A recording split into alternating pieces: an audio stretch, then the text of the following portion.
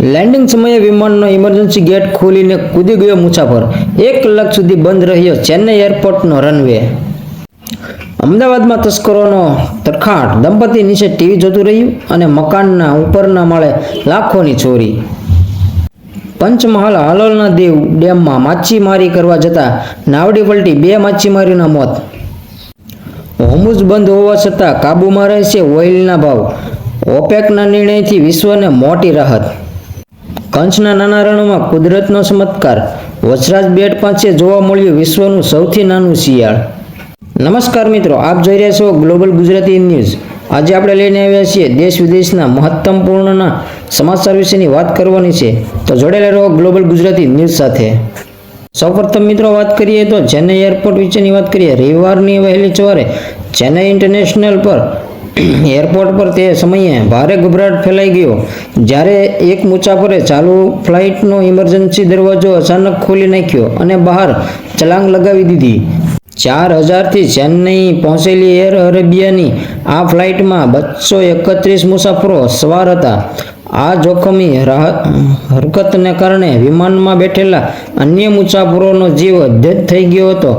ઘટના બાદ તાત્કાલિક સુરક્ષા દળોએ મોરચો સાંભળ્યો હતો અને તે મોટી દુર્ઘટના ટળી ગઈ હતી.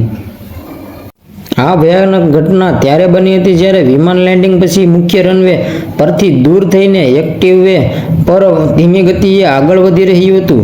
ત્યારે અચાનક 34 વર્ષના એક પુરુષે મુસાફરે ઇમરજન્સી ગેટ ખોલ્યો અને ચાલુ ફ્લાઇટમાંથી નીચે કૂદી પડ્યો. આ અચાનક બનેલી ઘટનાથી વિમાનમાં અંતરાયથી મચી ગઈ હતી.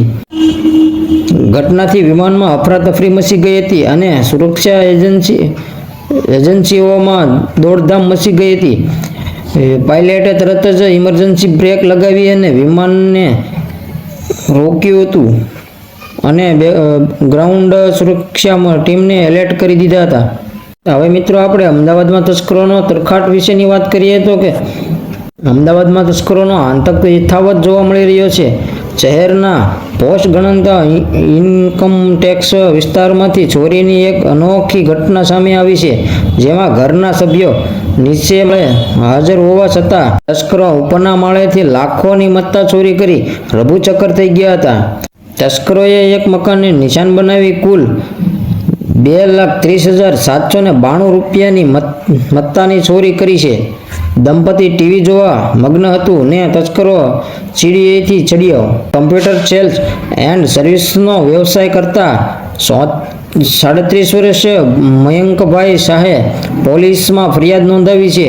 30મી એપ્રિલના રોજ રાત્રે મયંકભાઈ અને તેમના પત્ની 2 બાળકના મકાનમાં નીચેના રૂમમાં બેસીને ટીવી જોઈ રહ્યા હતા. આ દરમિયાન તસ્કરો મકાનના પાછળના દરવાજાનો નકુચો તોડી સીડીઓ દ્વારા ઉપરના માળે પહોંચ્યા હતા, જે રૂમનો ઉપયોગ વધારાનો સામાન રાખવા માટે થતો હતો.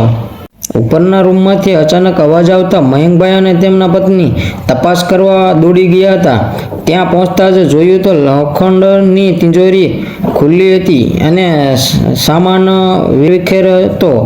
ચોર તિજોરીમાંથી જૂની નોટોનું કલેક્શન, સોનું, લેડીઝ બ્રેસલેટ અને 2 મોંઘી ઘડિયાળો, પિત્તળના વાસણો અને એસીની કોપર પાઇપ, કોમ્પ્યુટર અને કેમેરાના વાયરો ચોરી ગયા હતા.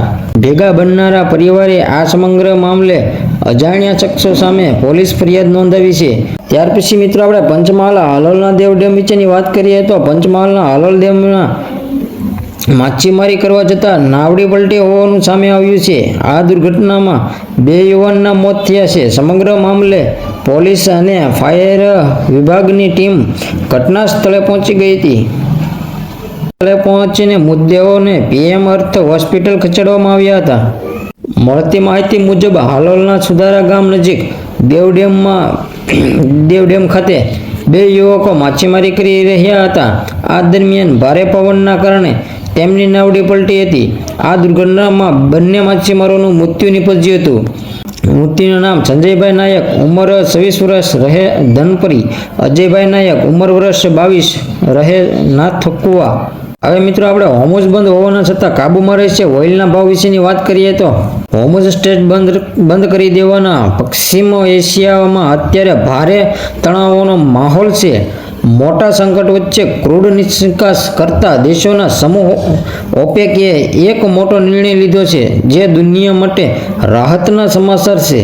ઓપેક પ્લસે સૈદ્ધાંતિક રીતે જૂન મહિનામાં પોતાના ક્રૂડ ઓઇલના ઉત્પાદનનું લક્ષ્ય ધરાવવા પર સંપૂર્ણ સહમતિ દર્શાવી છે. આ પગલું વિશ્વભરમાં ક્રૂડની કિંમતને અંકુશમાં રાખવા માટે લેવામાં આવ્યા છે. ઓપેક પ્લસનો નવો પ્લાન અનેક રિપોર્ટ્સ મુજબ ઓપેક પ્લાન 7 દેશોએ આવતા મહિને ક્રૂડ ઉત્પાદનનું લક્ષ્ય વધારવા પર સહમતિનું વ્યક્ત કરી છે. આ હેઠળ પ્રતિદિન આશરે 1,88,000 બેરલ ક્રૂડનું ઉત્પાદન વધારવામાં આવશે. જો કે જ્યાં સુધી હોર્મુઝ સ્ટ્રેટ સંપૂર્ણપણે ખુલી જતું નથી ત્યાં સુધી ઉત્પાદનમાં આ વધારો માત્ર નામનો જ ગણાશે. ભૌગોલિક અને રાજકીય સંકટ વચ્ચે આ સતત ત્રીજો મહિનો છે જ્યારે ક્રૂડ ઉત્પાદન વધારવા અંગે નિર્ણય લેવામાં આવ્યો છે. ત્યાર પછી મિત્રો હવે આપણે કંચના નાના રણમાં કુદરતનો ચમત્કાર વિશેની વાત કરીશું. તો કંચના નાના રણમાં જૈવ વિવિધતાનો એક અનોખો નમૂનો જોવા મળી રહ્યો છે. ઘુડખર અભયારણ્યની ટીમ જ્યારે વચરાજના બેટના પાછળના ભાગમાં પેટ્રોલિંગ કરી રહ્યા હતા ત્યારે વિશ્વનું સૌથી નાનું કદ ધરાવતું શિયાળ એટલે કે ફેનેક્સ ફોક્સ કેમેરામાં કેદ થયું છે. ગુજરાતમાં શિયાળ લુપ્ત થતી પ્રજાતિનું એક ગણાય છે ત્યારે આ દુર્લભ પ્રાણી દેખાતા વન વિભાગે તપાસ તેજ કરી છે. શું છે આ શિયાળની વિશેષતા? તો વન વિભાગ દ્વારા કરવામાં આવેલી પ્રાથમિક તપાસમાં આ શિયાળ ફેનેક્સ પ્રજાતિનું હોવાની શક્યતા છે.